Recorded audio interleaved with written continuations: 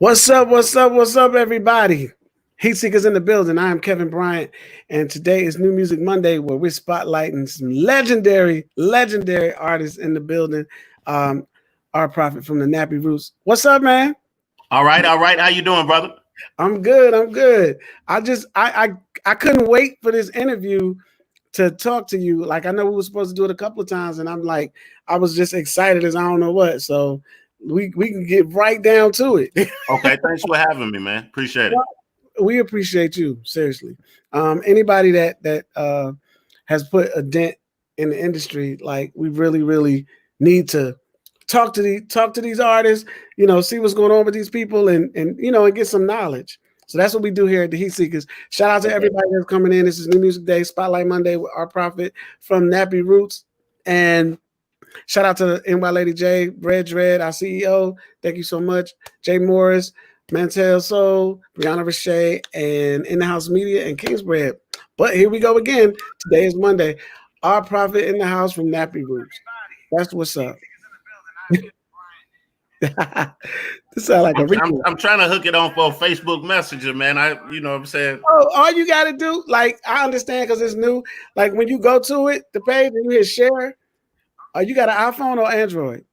This is an Android right here. Oh, see, I don't know how to do that, but it's playing with your introduction, so right. I guess it's on. You just got to share it to everybody so they can get on. But we got to ask you questions. All right, well, we can roll though. Okay, you can turn it down just a little because I can hear it. All right. So here we are, Mr. R. Prophet, right? First of all, where you get the name from? Let's start with that. Well, it's twofold. Okay. Ultimately, like, of course, I got the new book, and it's called Grams to Grammys. So in there, I kind of start, telling you the story that my mother and father used to tell me. Ultimately, they lost their first child to child infant death syndrome. Oh, wow. And that was in 1971. Mm-hmm. Years later, they had me.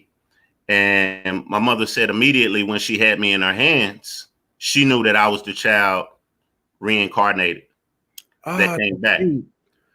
And so I used to hear this story for a long time, and it used to kind of creep me out because I'm like, huh? That's something I couldn't understand. Right. But after a while, because my mother would tell it with such seriousness and the same conviction, and my father, he didn't ever talk too much, but eventually he started saying, yeah, that's true. We do believe that. Wow. So that's one reason. So, my mother and father always felt like I had a very purpose-driven life. So, once I got to college, that's when I really started taking rap serious, changed my life from being in the streets. I talk about all this in the book From Grams to Grammys. And, they was like, well, you need a name. When I was out on the streets, I was doing bad things like many young brothers at the time. And, we'll say smokers used to call me Slim and Red and all that. But I didn't want to go by something that I felt like didn't have much meaning to me. So I looked in the, encyclopedia, dictionary, and, I looked and I found this, and Prophet just spoke to me. I said, a man that has a message for his people, whatnot, has a voice that's very unique. And so combined with those two different reasons, I am our prophet. That's what's up. And you do have a lot to say, got a message for the people. I get that. That's just amazing to me. The fact that you said that, your parents thought that you were that child reincarnated. That's deep. That's a lot of pressure too. So that created a purpose for you. So you felt like you had to go out and do what it made you seek what it is that you're supposed to be doing. Right? Yeah. I mean, it made it a little bit more understanding on why I am the way I am. How I carry myself, my character, the morals that, I live by. It was wrote in the Rolling Stone that our prophet has a voice that only comes around in hip hop every generation. So, over the years, I've got so many different things that make me think like, wow, okay, I must be on to something. Maybe I am a little special, you know? That's right. That's right. So with all that being said, you went to college and you started honing in on your rap career. How did you meet with the guys? Who did you meet first? And how did that all come together with Nappy Roots? Well, I met the group in college. I was fortunate enough to make it to college, Western Kentucky University. Yep. And we always used to seem to be the last 6-7 people always rapping together. And many of us was from Louisville, Kentucky. I'm originally from Oakland, California, but I'm raised in Louisville, Kentucky. Right. I saw that, Oakland. Yeah. So, at house parties, we always used to end up rapping together against each other, whatever it may be, whatever the night called for. And eventually we just said, well, no one has ever been on a large scale, represent Kentucky being a rap artist. So we just decided, let's combine our powers together, and us 6 members, let's just go out here, just combine everything we got, and let's put Kentucky on the map. And that's what we did. Wow, that's interesting. And with Kentucky, with Louisville, you said? Louisville, yes. Yeah, with that being so close to Atlanta, it's like, the whole Atlanta thing, like with Goody Mob and all that. Like, I know a lot of times you guys were all compared, and how do you feel about the comparison, and where do you feel like, you actually fit in, and how did that work, and how was that for you all, knowing that you're compared to so many like Atlanta type artists, like, Outkast and Goody Mob? Well, for us, it was awesome because those were the guys that we really followed. We starting out, we started, following the blueprint of Master P, just as far as how we got our music out. He had a music store. We used to read about it. So we put all our tuition checks and put all our little hustling money together, asked our friends and our family, everybody for $200, $500, whatever you can to help us pursue this dream. We bought a music store. One side of the music store was where we were selling incense, mixtapes. I mean, Yo Gotti, a lot of cats that was coming up at that time. He used to come from Tennessee, come get mixtapes from us, and we'll sell our T-shirts. If you was an AKA, we have a green and pink T-shirt that say Nappy Roots on it. If you was a Q, we have a purple and gold T-shirt that say Nappy Roots on it. So it was across the boards. We did pretty well and got our name out there marketing. As far as being, fortunately things worked out for us, being compared to people like the Dungeon Family, Outkast. I mean, they said we were the new Dungeon Family. We were the Southern version of Wu-Tang Clan.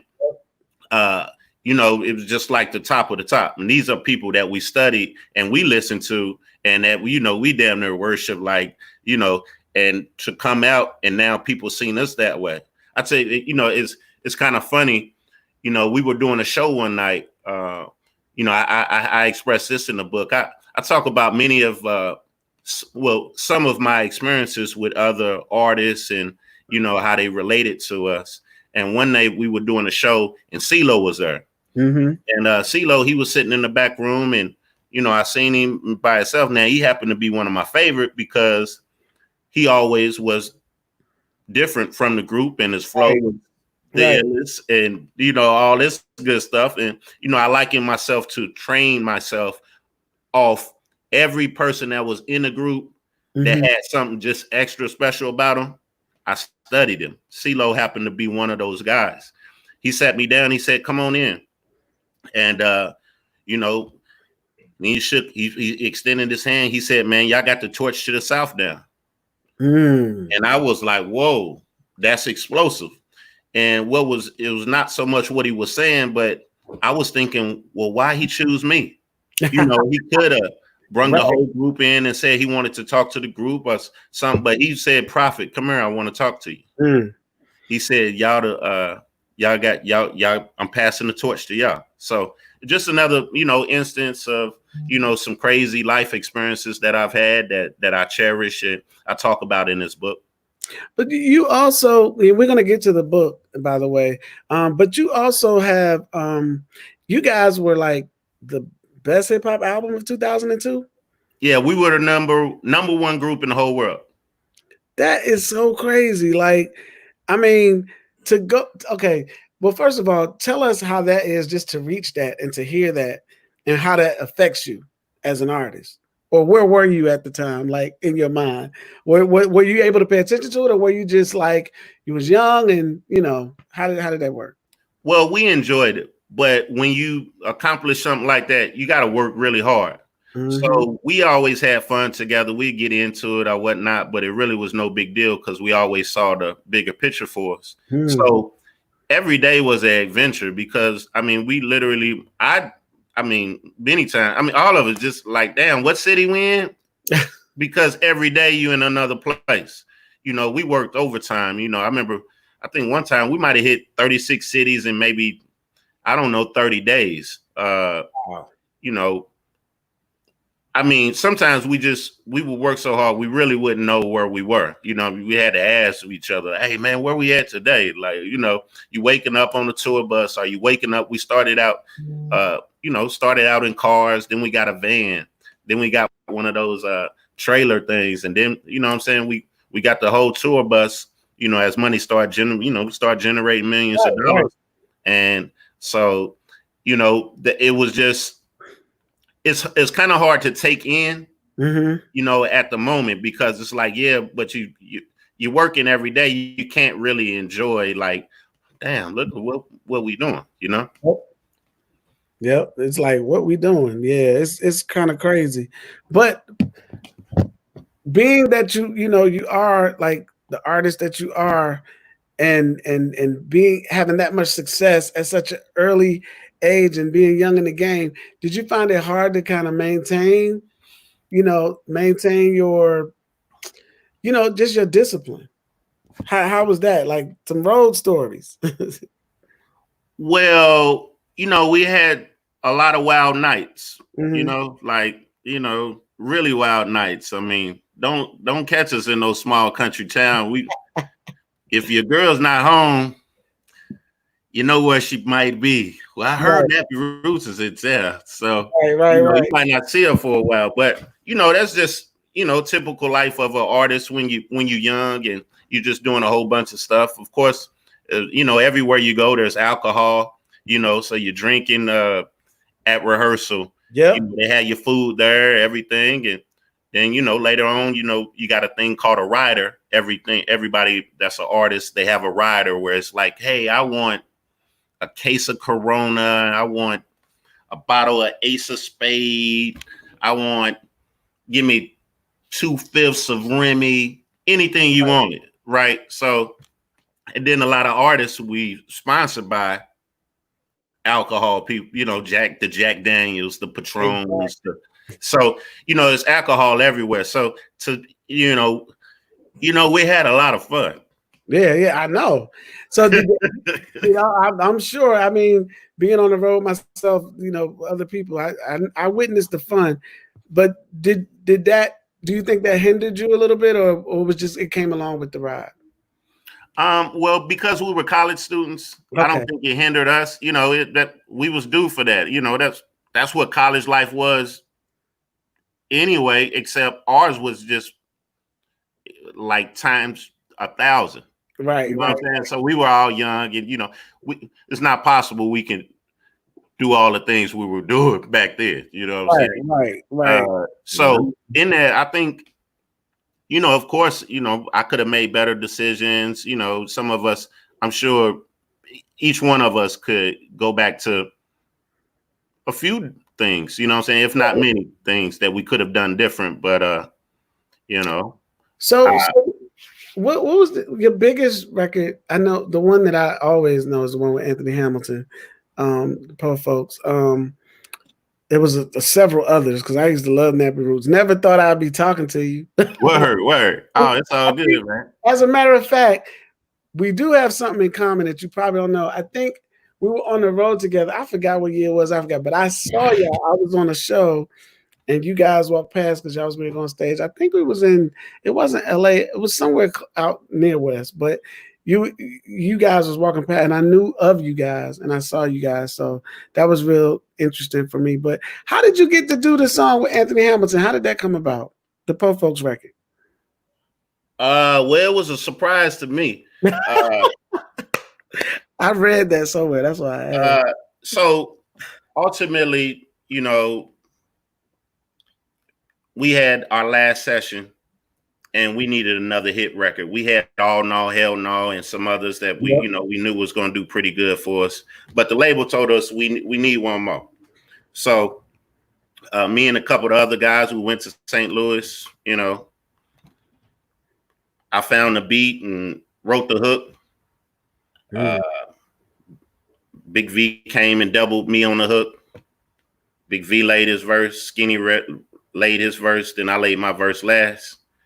I believe maybe a few weeks later we were on the road and we got the call, said, you know, well, it wasn't a few weeks later. A couple days later, we got the call, said, oh, y'all got a hit. Y'all out of here. I kind of knew myself because, you know, I'm confident in what the things that I write. I don't, you know what I'm saying? It's all good. You know what I'm saying? I wrote classics, right? So, but, you know, the label called us when we were in Indianapolis. Weeks later, we get the song back and I'm like, well, that's not me on the hook right there. That's me on the hook on the background. And so I was a little taken back. They said, well, you know, they put the singer Anthony Hamilton on it. So really my ego was just shook. I'm like, damn, how you just changed the song? You know what I'm saying? I didn't know nothing about it. Right. So I didn't hear exactly how much magic that he brought to that song. He took the song way out of here. So how did that happen? So you didn't know, like you wrote it and y'all sent it off, and next thing you know, somebody else is just on it. Like, well, yeah. You know what I'm saying? You got A&Rs and you got people at the record label. So you know, in this instance, you know, they made a great call. I guess they knew of this talent, Anthony Hamilton. Anthony Hamilton had been a backup singer for 10 years. Right. But I don't know. I'm not sure. D'Angelo, somebody, you know, imagine a few people. But, you know, he jumped on this song and it made us go Grammy nominated, multi-platinum. 2 times Grammy nominated, right? You got made him go there. Next thing, he sung next song. He got the spotlight that he needed. Jermaine Dupri came and signed him, and now you know he's worth, you know, millions of dollars. So it was that bigger picture scenario. It's funny because I was just talking about that. A lot of times we're in the midst of something, we don't see what the plan is because we're caught up in the middle of it. And then right at the end of it, after it's over, then you see the bigger picture. So it did well for both of you guys. Yeah, it really did. I took myself. I'm like, man, I'd like to tell you initially that I knew the first time that they played it, but I really didn't. I had to hear it over and over, and then it hit me like, okay, that is a lot better now. You know what I'm saying? So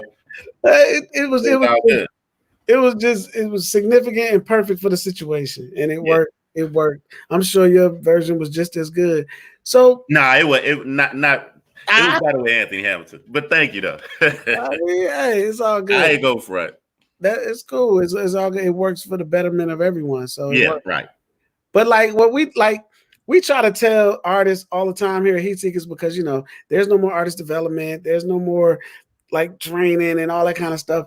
When y'all guys went to get your deal, can you explain that process and how that happened? Because I've heard crazy stories, but I just want to understand, like, how did y'all get to the point where y'all actually was getting a deal and what was going on for everybody to know? Well, I can't quite tell you how we got our deal, and I don't think anyone can. Wow. We have some ideas, but I tell you, we put out our first official album. I was the last member to join, and we put this. It was out in 1998, and we used to use a press for our CDs outside of the ones that we pressed. We started sending them to Tennessee as well. So it's kind of a rumor somebody maybe that was pressing up our CD somewhere else may have gave it to somebody in Atlantic Records caught wind of it. Yep. Or maybe because of the grinding that we were doing across the Midwest, Southeast, somebody caught wind of it. We don't know. All we know is 2 months later in 1998 from us, we put out the CD during the last week or two of finals because we knew everybody in college would be going home, going back to Michigan, going back to South Dakota, going back to California, going back to Detroit, wherever you're from. We wanted to get everybody out the CD. We looked at Bowling Green, Kentucky, and Kentucky in general, just as a demographic, but particularly, us being in college, we dealt with white people. We have a lot of white fans. We have fans from all demographics. So everybody took our CD home. And, like I said, 2 months later, we got a call for Atlantic Records, said we would like to sign you. They just said it just like that, huh? Yeah. And where did you have to go? Did you come to Atlanta or did you go to LA, New York? Well, we initially were doing a lot of things from Tennessee, because it's a music city in itself. Yeah, it is. But it's just known for country, but they have the facilities that are state of the art. So, we initially used to meet up in Nashville and do a lot of recording there. Then eventually, the trips to New York and California would come. See, that's perfect. Like, you guys were a rap group and you got to be there in Nashville, like the music mecca for real, for all across the board. As far as music, the industry is concerned, you guys got to come from that platform. And I think that kind of catapulted you guys in a place, because it was almost like where they come from. Everybody, we always assumed it was Atlanta because I know y'all was here a lot. Right. Yeah. Oh, and I'm sorry. Yeah, it was really Atlanta. Right. Really Atlanta. So many trips up and down, 65 is crazy. Exactly. So I think that was a blessing. So when you kept going, you're making all the hits, you're doing all this, and I noticed I read somewhere where it says you left the group in 2012. No, a long time ago. I mean, I'm still owed some money out there. I'll tell you that. We can talk about that too, but these things are in the book. I know you can get on Amazon. we gonna go right into the book, but I just want to know, what from your mouth though, what made you feel like you had to leave the group, because. Well, to be quite frank, it was a lot of bullshit going on. Okay. When you have that much success, some people have egos, and we all have egos. But some people, quite frankly, will conspire, will steal, will backstab, will lie, be envious, have jealousy. And this is all internal stuff you're talking about. Yeah. Wow. And not like to see a person. I happened to be the person that got the most shine, right? And why do you think that was? Well, I think it's a combination of many things.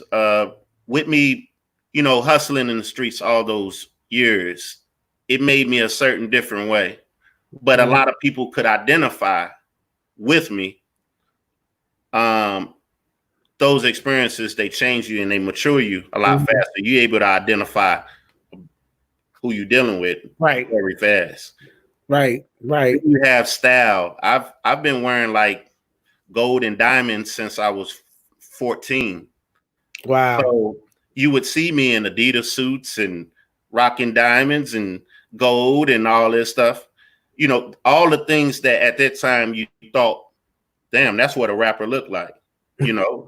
People consider me a handsome guy for the most part.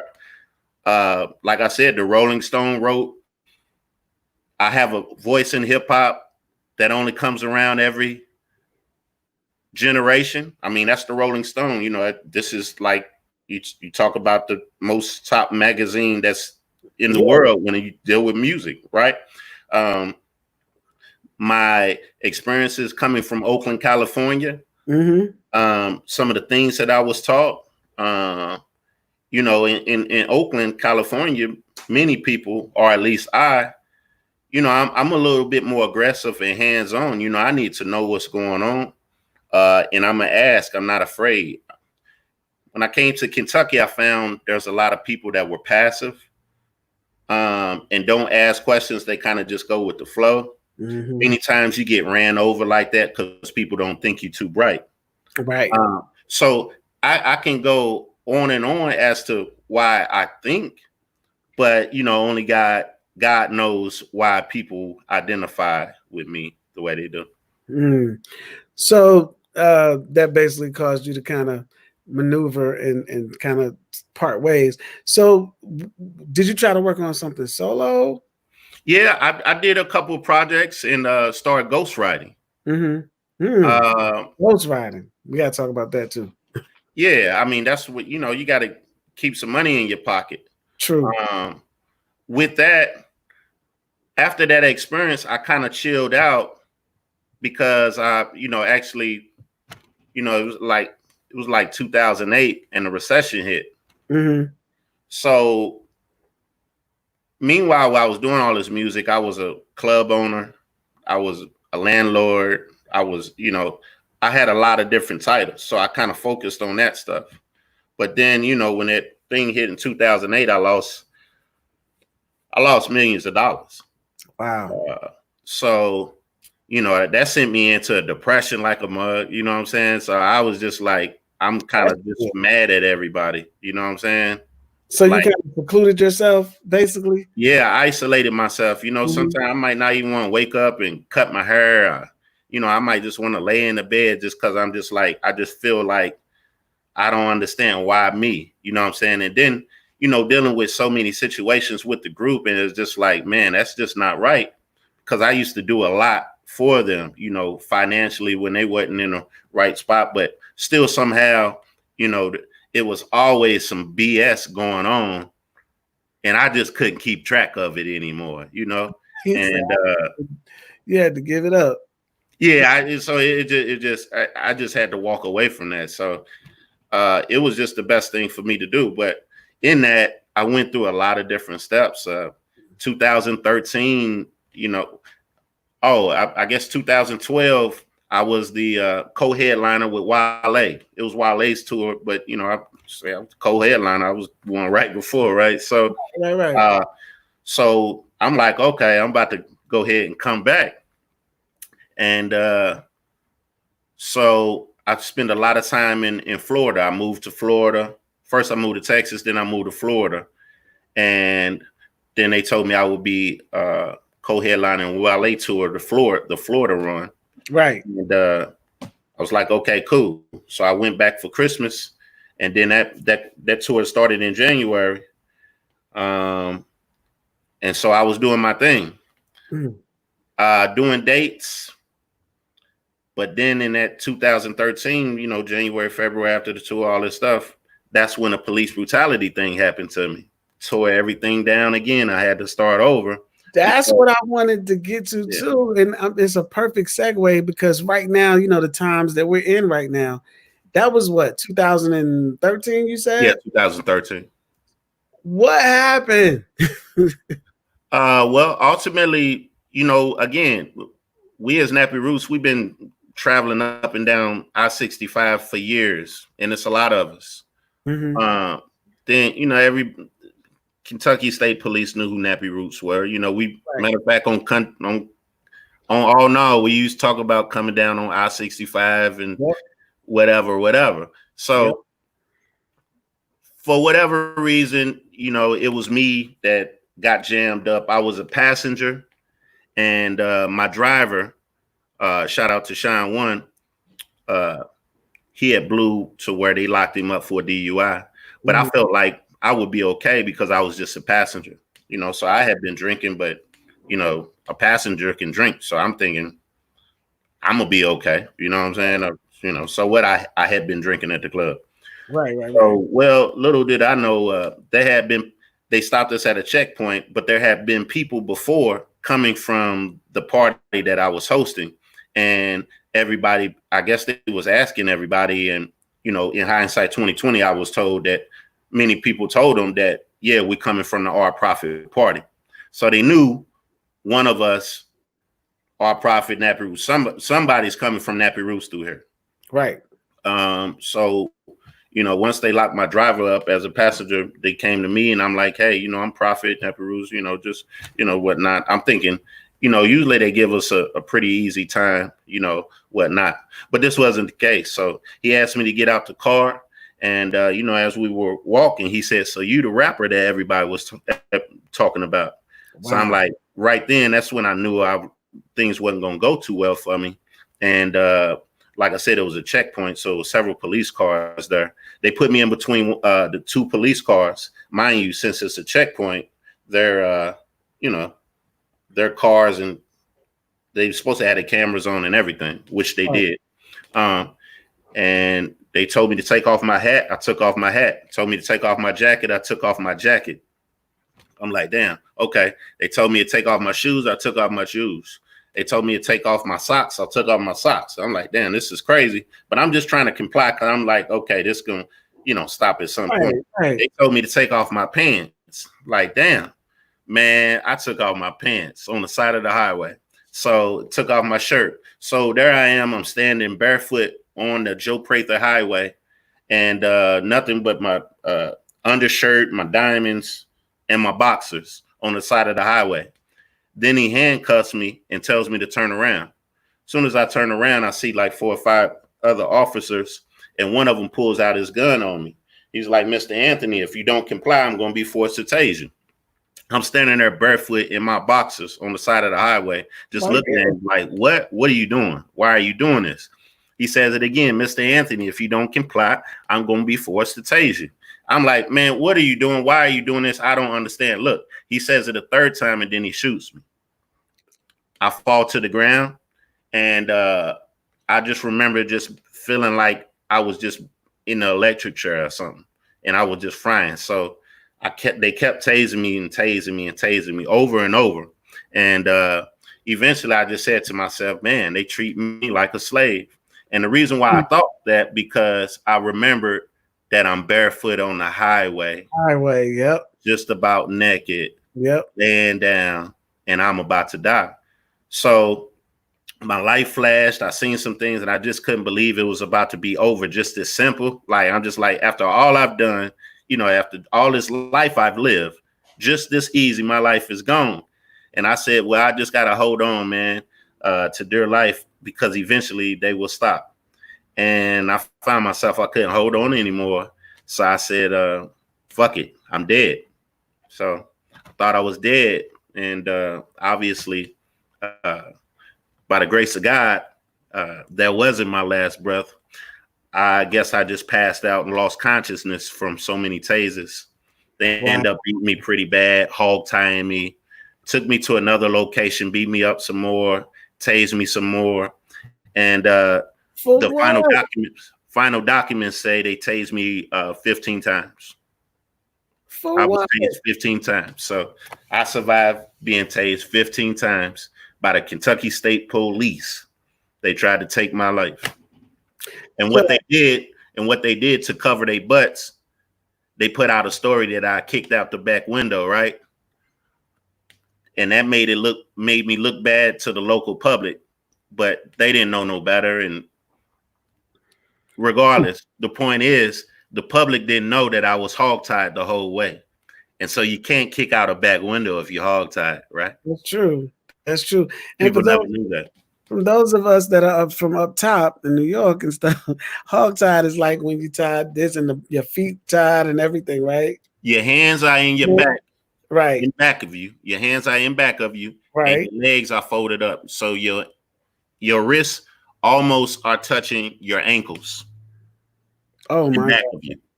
So how could you do anything? You can't. So with that being said, and you going through all of that, the stuff that's going on now, you kind of understand a lot of it. I mean, so you're not one of the ones that, oh, why are we rioting? Why are we doing this? Why are we tearing up stuff? Like, how do you feel about that? Because some people feel like, okay, this is what we have to do, and then the other side feels like this is not how we do it. So where do you sit in that dilemma? We need to do it all. I agree. I agree with I you. mean, if you fired up, you fired up, and you need to let somebody know. Right. There's not just, oh, we have to do this way. I Yeah. mean, there's been too many instances where, even the peace movement of MLK, those people were out there getting brutalized and all kind of things was going on. But Yeah. still, you still had riots in different places, and whites would bomb Yeah. our neighborhoods, and They've done it. the history whitewashed, and some white people are just now learning about all the stuff that they've done to us. Every leader we get, they kill them. Right. Right. Got a lot of brothers scared to speak out. Right. So how you gonna say, oh, well, you shouldn't be burning down no building? What building? It ain't ours. It ain't ours. Okay. And I feel bad for some of the black owners. Actually, I feel bad for a lot of the owners that put their life savings in something and it's tore down, and some of the insurance is not going to cover that. And I think I do have compassion and feel bad for that. But as far as a bigger movement, right, a bigger movement, man, you gotta let the people know. Now we finally being listened to. We think a little bit. Yeah. we think now Yeah. we're talking about, oh, where everybody's marching with us. But what's going to happen in about 2-3 months? Yeah. They just raised the eyebrow right now. Like my friend Kim says, we don't own anything. We don't own anything. Like, it's just crazy when you think about it, how they do stuff to try to keep us down, and then we have to result to this. But with you actually going through it, like because it creates some type of nervousness and insecurity about police. Like, when you see police, how do you feel? Well, I've been diagnosed with PTSD. Okay. So when I see these things on TV, I have probably a different and more extreme experience than the average person. Right. Because I know what it is to actually have your life attempted on. Right. And for no reason. You see, a lot of people, many people, when this story aired on TMZ, my particular story, I seen a lot of white people that were saying, oh, well, you had to do something. They still don't understand that it's a lot of white officers that really just don't like black people. That's true. And that's true. There are many of us that can tell, that can ask the next brother if are within 2 or 3 brothers, and they can tell you, yeah, police beat me up at this such and such place. These things never get reported because it's a normal thing. But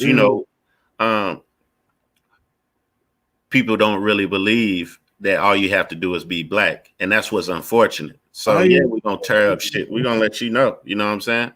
That's crazy. All you have to do is be black. For everyone that's out there that just joined in, I saw some people just come in. We're speaking to our prophet from the legendary group, the Nappy Roots, and he's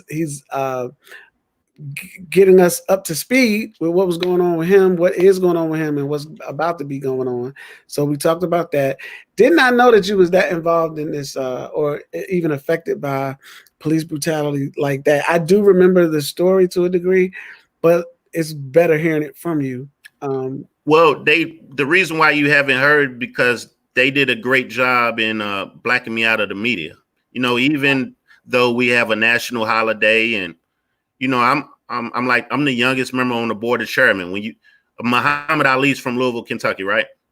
Mm-hmm. Well, Muhammad Ali Center, they bestowed me with the honor along with my career, to go around and speak about Muhammad Ali and talk about some of the things that he did to, basically stand up and speak out.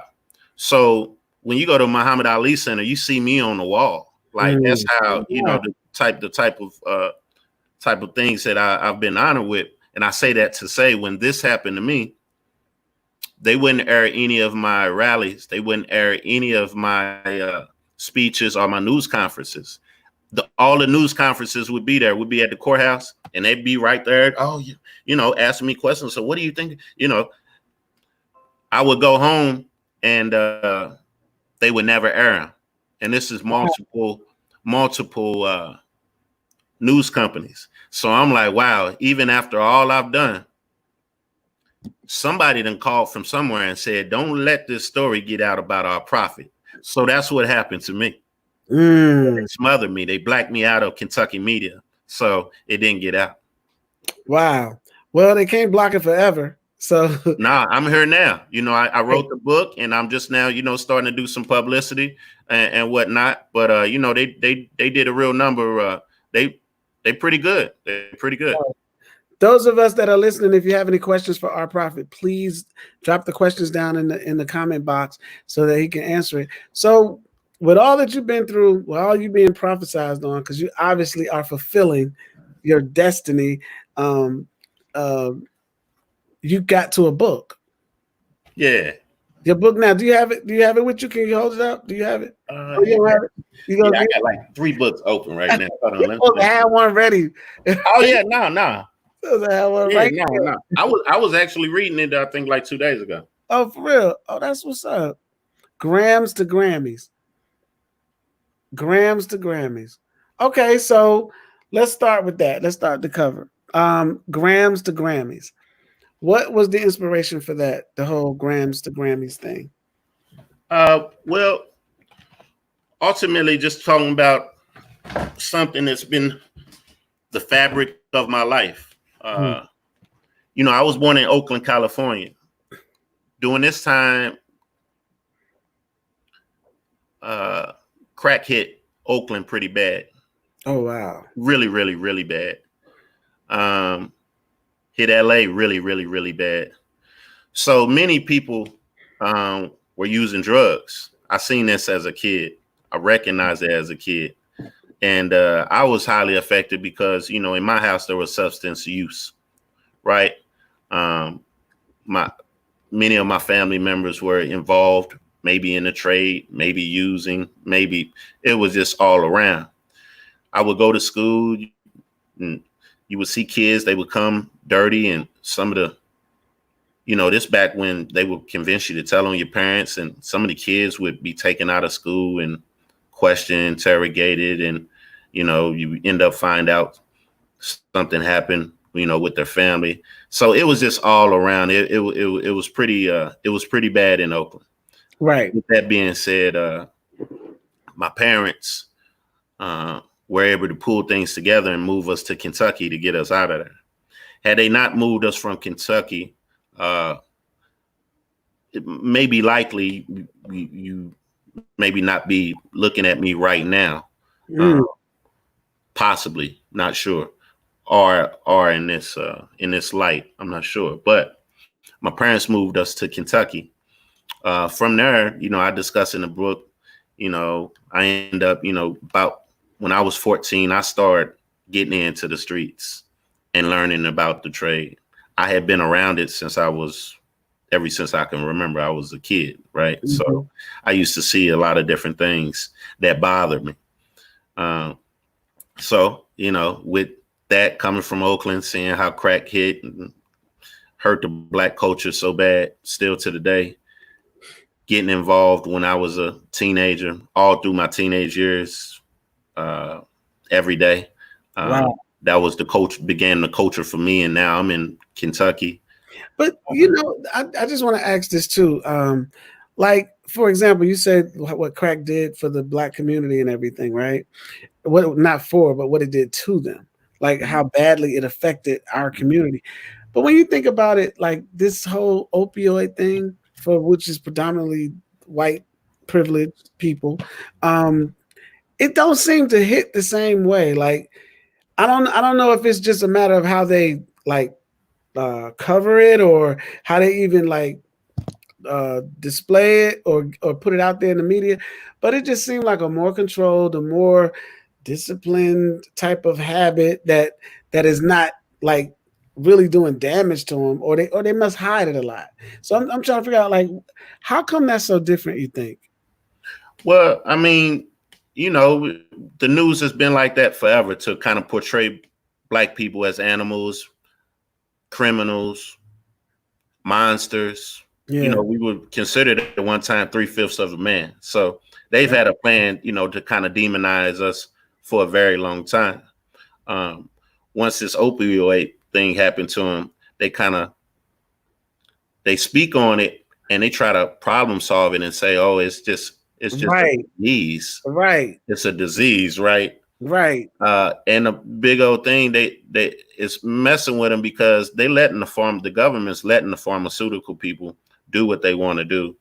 Um, Well, they all in cahoots together. So yeah, so they find themselves in a bind because they hate that, you know, their young children are so affected, but they don't depict them in the news as they depicted, you know, us young blacks either using or selling. You know, you rarely hear about, you know, you hear about all this opioid use, but you don't see no white person on there. Oh yeah, and this big drug dealer, he sells this and he sells that, and this drug. You think a drug dealer is just black. that's true. You When know, if you came from somewhere else, you think, oh, a drug dealer, oh, he's black. never thought Yeah. of it like that. You're right. When you think drug dealer, you think of a black person. Yeah. So, you know, they don't put out there, but they got this big old problem, you know, and you know, they trying to find out some different things, you know, put them in hospitals and stuff like that. But they put us in prison and we still in prison. Put us in prison. They make the name of it sound so bad. When it's white folks, they create opioids, like it's a damn a mint or something. You know, Right. Yeah. it's like, Yeah. okay, Yeah. I don't understand it. I hope we eventually get out of it. You know, the thing I hate is that it affects us as black people. It affects how we treat each other, and I think that's what bothers me the most too. One day we'll get it. I think. I don't know what happened just now. You hear me still? Yeah, I can hear you and see you. Oh, well, that's cool. But it's affecting us to the point where we're doing things to each other, and I just don't think that's, you know, that's not cool. Well, I mean, we are doing a lot to ourselves, and you know, there's a lot that's being done to us as well. Right, right, right. Well, hopefully we'll get out of it. But you see, the reason why you're our prophet, your purpose is manifesting and it's becoming what it is. I mean, you did the thing with the Nappy Roots. You know, the stuff that you put out, the material that you put out, we get that. We still listen to that. I still hear it. You know, then you got this book that you giving nuggets. Like, is there any one thing in the book in particular that you think that really needs to be, you know, heard or talked about? I know we got to get the book, but is there like one pass in there that you just feel like is really something that's really gonna, you know, change some things? Honestly, right now, I can't tell you just one thing. Mm-hmm. I think in the book I speak about so many different things. I just wanted you to pick one. I was trying. Okay, okay, Yeah. okay. Because I took that as okay, just one dominating thing. Oh no, just pick one because they got to get the book. We got to, right. know. Well, I just would like for people to know actually how special they are and how it's possible to achieve your dreams, no matter what situation you in. Just continue to have faith and go towards your dreams, even if you feel like you don't have support. You know, in my belief, God will make a way if you try as hard as you can. And it's going to take a nice support team. I wouldn't be here if it wasn't for my parents, my brothers and sisters, Nappy Roots, and many other people helping me along the way. So, you know, I would just say, just try to keep an open mind and maybe don't just keep your mind on just doing one thing. You know, just keep an open mind and understand all your talents. And see, that's one of the things that we try to get artists to understand too. You want to be a singer, you want to be a rapper, you want to be a dancer, but it's probably so many things you can do in this industry to help propel you to what your dream is. And I think sometimes we forget about that. Don't limit yourself. Right. You know, God made all of us and we're not limited. So don't limit yourself. Yeah, I agree with you wholeheartedly. I'm asking this. What's your sign? I'm a Sagittarius. I thought so. I thought it was either Sag or Aquarius or something. Why is Very that? insightful, just very insightful. And then you do have a message. You know what I'm saying? Most Sagittarius have messages, just like Aquarians, which I'm one of those. And when you were talking, I was like, wow, he really do have a message. So the whole Our Prophet thing was not a mistake. That's meant. So you gotta go with that. So you got a lot to do. So speaking of that, what's next? Man, I don't know. That's a I good one. don't know. I got an idea in a field, but I'm like, okay, what's the next song I'm about to create? Mm-hmm. And a lot of times I let things come to me or something to happen, and you know, something to trigger something.